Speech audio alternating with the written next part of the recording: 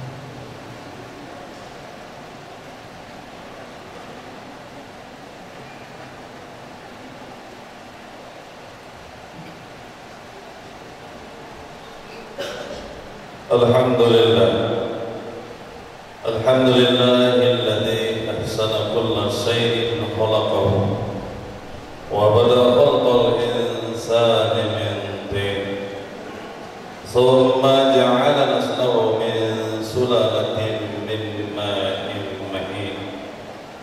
Ashhadu an la ilaha illallah wahdahu la syarika lah al-malikul haqqul mubin. وأشهد أن محمدا عبده ورسوله صادق الوعد الأمين. اللهم صل وسلم على سيدنا محمد وعلى آله وأصحابه المجاهدين الطاهرين. أما بعد فيا عباد الله أوصيكم ونفسي بتقوى الله وطاعته لعلكم تفلحون. وقال الله تعالى في كتابه القرآن الكريم: أعوذ بالله من الشيطان الرجيم. يا أيها الذين آمنوا اتقوا الله وقولوا قولا سديدا يصلح لكم أعمالكم ويغفر لكم ذنوبكم ومن يطع الله ورسوله فقد فاز فوزا عظيما. معاشر المسلمين والجمرة الصالحين jamaah Jumat rahimakumullah. Khatib berkewajiban untuk mengajar kepada kita, menyampaikan kepada kita agar senantiasa meningkatkan iman dan takwa kita kepada Allah Subhanahu wa taala, menjalankan perintah-perintah Allah dan meninggalkan larangan-larangan. Itulah salah satu kategori orang-orang yang bertakwa. Beriman dan bertakwa kepada Allah adalah sebagai wujud, sebagai bentuk rasa syukur kita atas segala limpahan rahmat karunia, terutama pada hari ini, hari yang mulia Sayyidul Ayyam. Allah Subhanahu wa taala masih memberikan kita nikmat kesehatan, keafiatan dan kesempatan, terutama nikmat yang luar biasa, iman dan Islam. Oleh karena itu, Marilah kita jadikan semua nikmat-nikmat itu sebagai sarana, alat untuk menjadikan diri kita benar-benar hamba-hamba yang beriman dan bertakwa kepada Allah Subhanahu wa Ta'ala.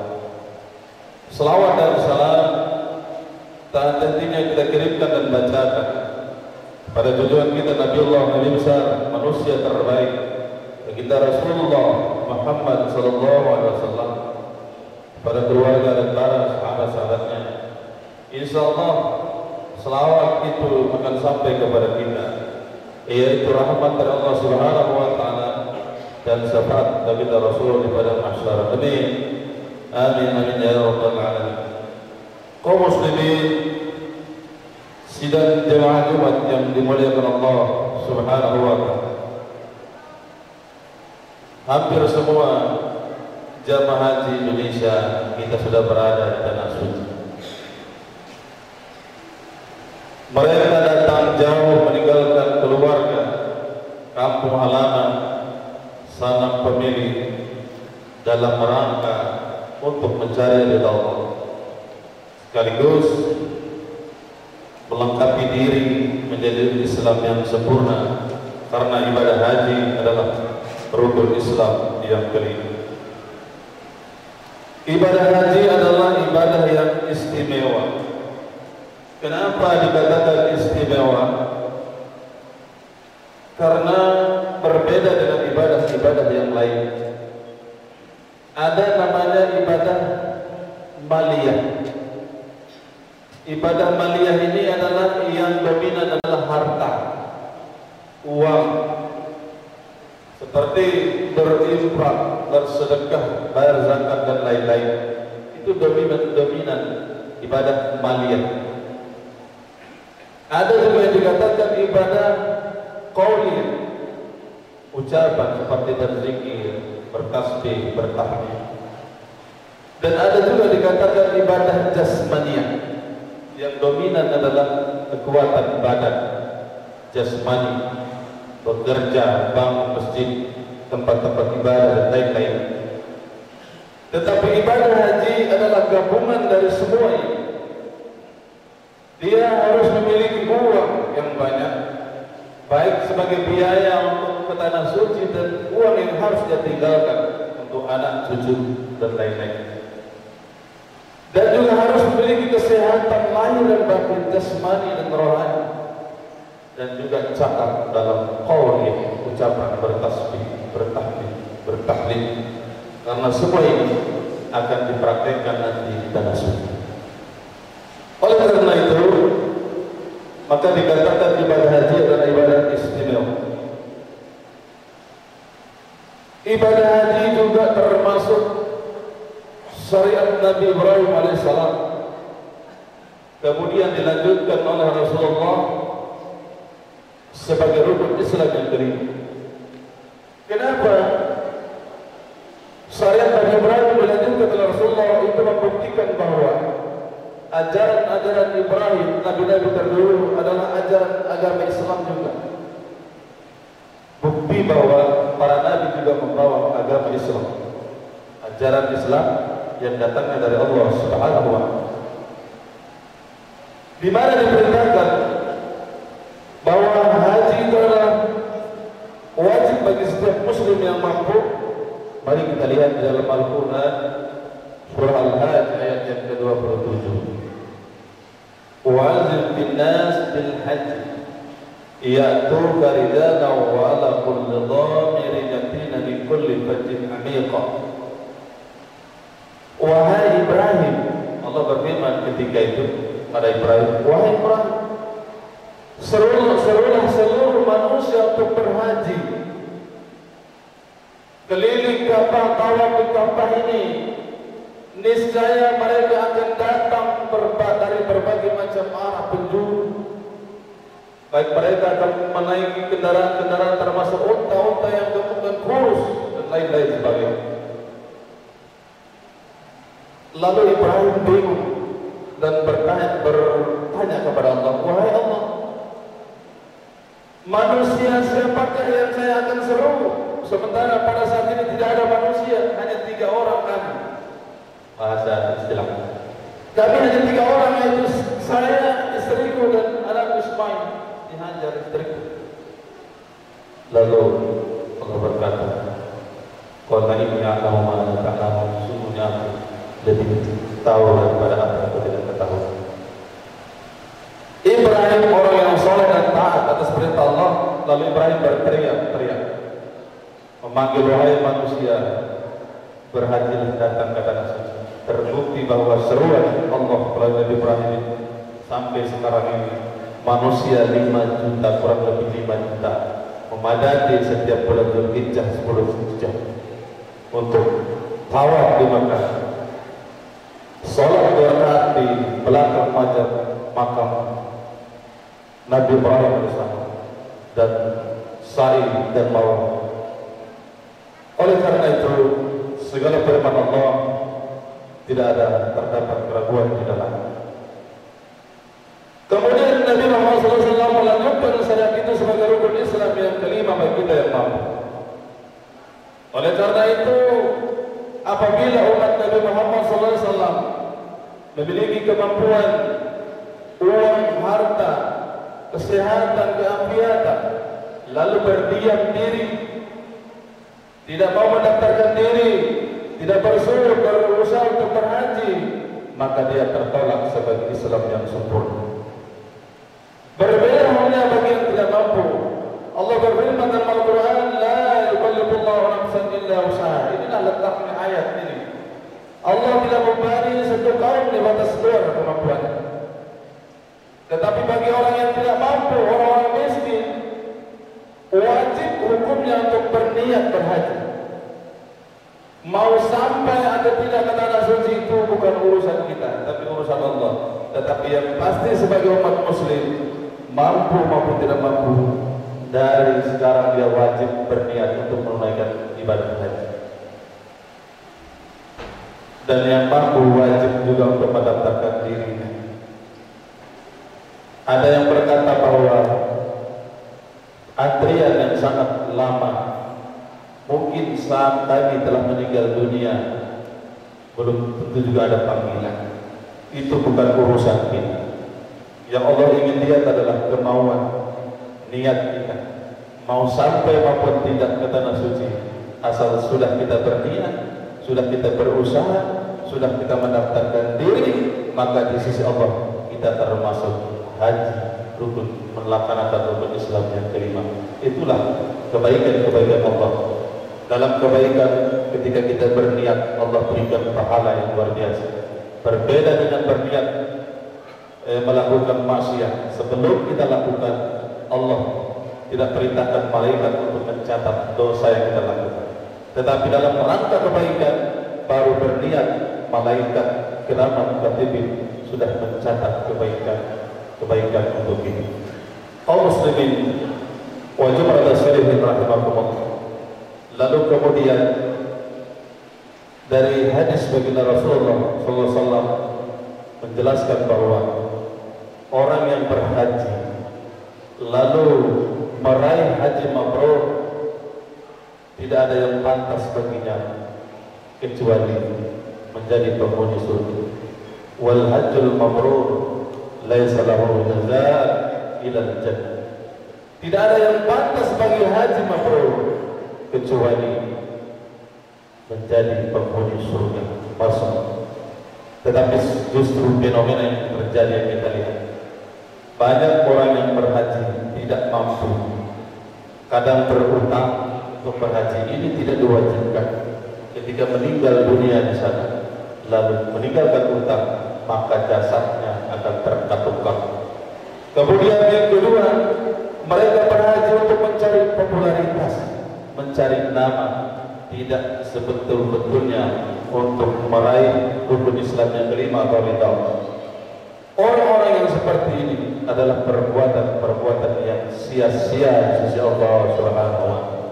Maka marilah kita menjadi orang yang wa ma umiru illa liya'budullah mukhlishina lahu-d-din.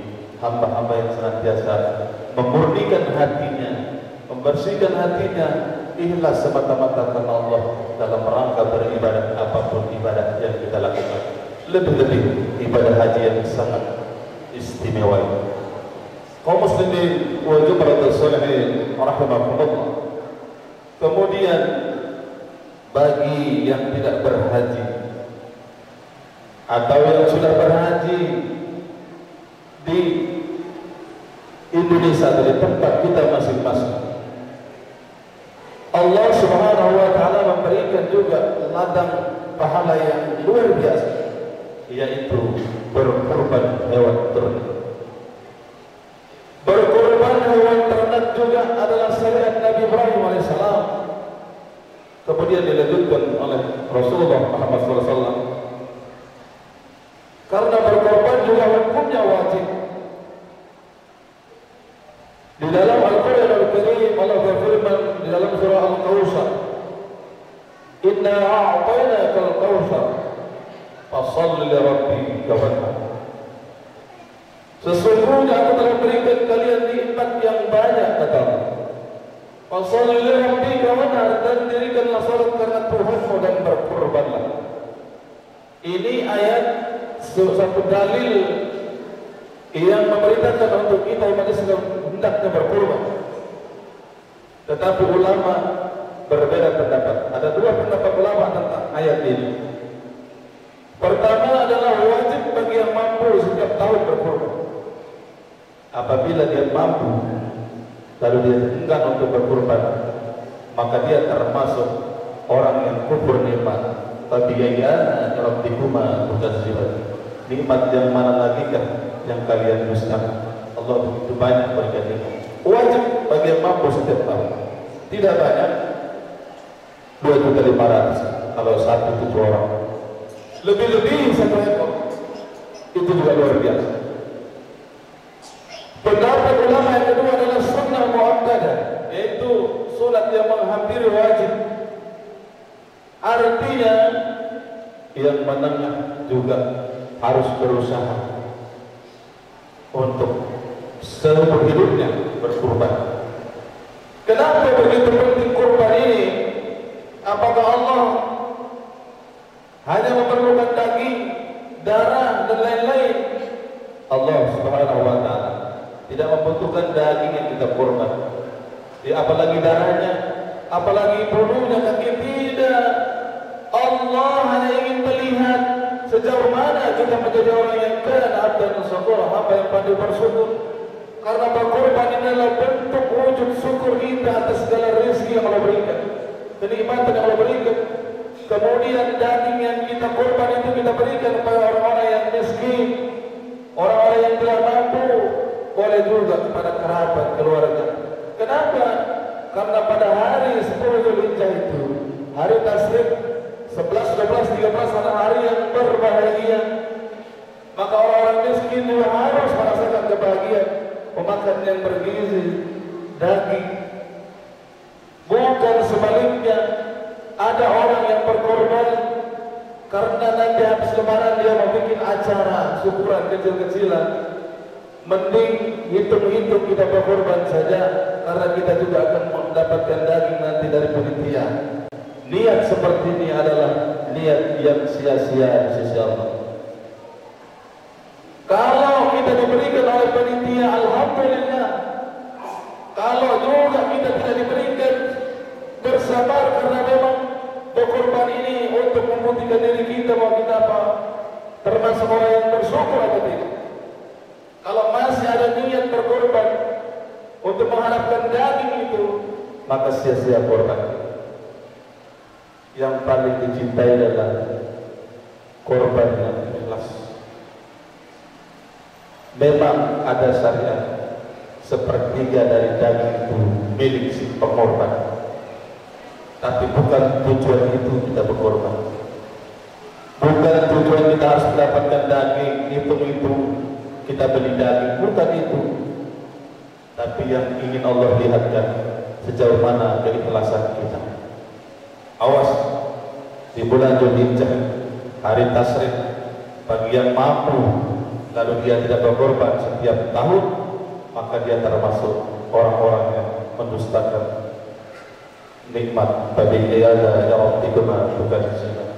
Dalam surah Ar-Rahman berkali-kali Allah katakan, nikmat yang mana lagi kah yang kalian dustakan. Kaum muslimin sedang berjumpa rahmatullah. Selagi masih ada waktu, selagi masih ada rezeki, selagi masih kita sehat, marilah kita benar-benar beribadah mencari ridha Allah. Karena yang kita bawa meninggal nanti, yang kita bawa di hadapan Allah nanti bukanlah harta, jiwa, bukanlah pangkat dan jabatan, tetapi wa tazawwadu fa inna khairaz zadi taqwa. Berbekallah kalian, kata Allah, sebaik-baik bekal adalah orang yang bertakwa, menjalankan perintah Allah, meninggalkan larangan Allah dengan penuh ikhlas, mukhlishin lahuddin. Barakallahu wa lakum fil Qur'an al-azim wa nafa'ani bima fihi min al-ayati wa zikril hakim wa taqabbal minni wa minkum tilawatahu innahu huwal ghafurur rahim.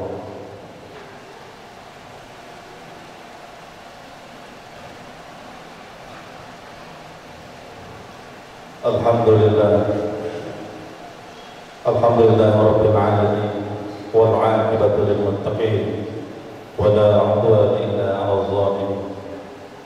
Asyhadu an la ilaha illallah wahdahu la syarika lah. Asyhadu anna Muhammadan abduhu wa rasuluhu la nabiyya ba'dahu. Allahumma shalli wa sallim ala habibina wa nabiyyina Muhammadin sallallahu alaihi wasallam. Amma ba'du, ya ibadallah, usikum wa nafsi bittaqwallah.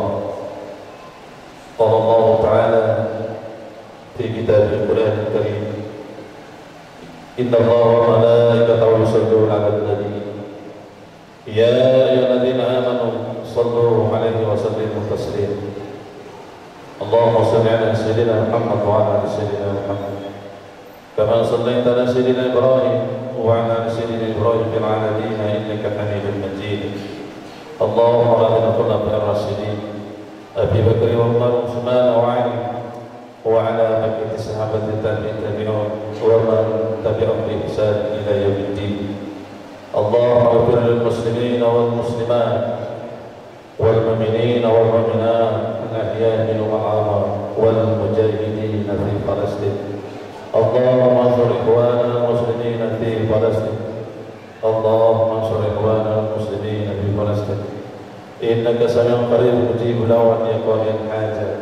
Allahumma ij'al Indonesia min at-taqaddum'illah wa jami' biladil muslimin wal muslimat birahmatika ya arhamar rahimin.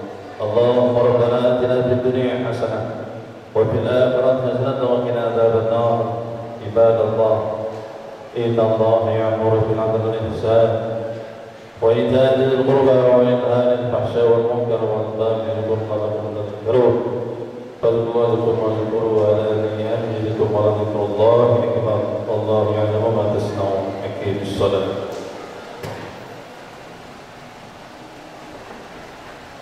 الله أكبر الله أكبر أشهد أن لا إله إلا الله أشهد أن محمدا رسول الله. حي على الصلاة حي على الفلاح قد قامت الصلاة قد قامت